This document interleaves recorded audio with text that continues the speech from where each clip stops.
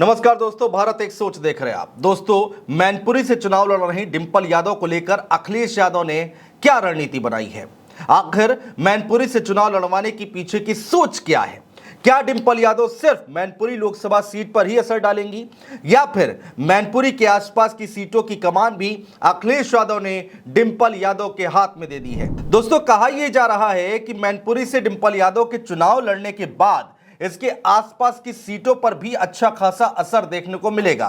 कौन कौन सी वो सीटें हैं वो हम आपको बताने जा रहे हैं। एक मैनपुरी, दूसरी कन्नौज, तीसरी बदायूं, चौथी उन्नाव। इन सीटों पर भी फोकस किया जा रहा है।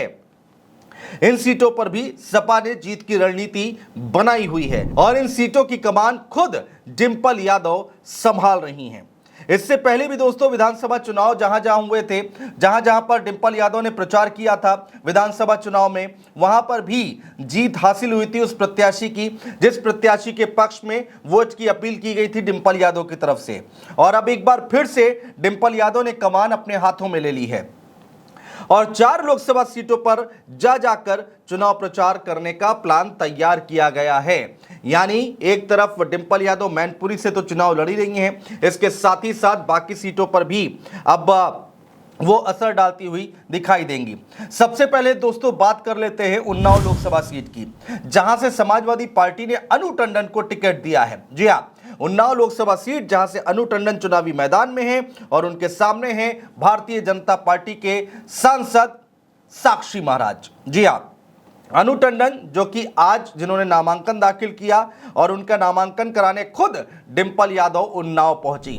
तो उन्नाव लोकसभा सीट में जाकर एक बड़ा मैसेज देने की कोशिश डिंपल यादव की तरफ से जरूर की गई है।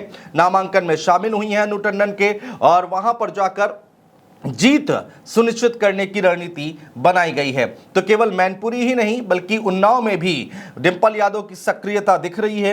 उन्नाव लोकसभा सीट पर एक तरफ भारतीय जनता पार्टी के साक्षी महाराज हैं, दूसरी तरफ अनु टंडन समाजवादी पार्टी से हैं। वहीं बीएसपी ने ब्राह्मण चेहरा अशोक पांडे को मैदान में उतार दिया है। तो इस बार उन्नाव की लड़ाई बेहद दिलचस्प होती दिखाई दे रही है। ऐसे में उन्नाव की कमान खुद डिंपल यादव ने अपने हाथों में ले ली है। दोस्तों चलिए अब बात करते हैं कन्नौज लोकसभा सीट की। कन्नौज लोकसभा सीट दोस्तों मैनपुरी से ज्यादा दूरी पर नहीं है और यहां पर भी अच्छा खासा असर डालने का प्लान बनाया गया है। डिंपल यादव जो कि अच्छा खासा प्रभाव यहां पर डाल सकती है क्योंकि कन्नौज लोकसभा सीट 2019 में डिंपल यादव ने यहां से चुनाव लड़ा था।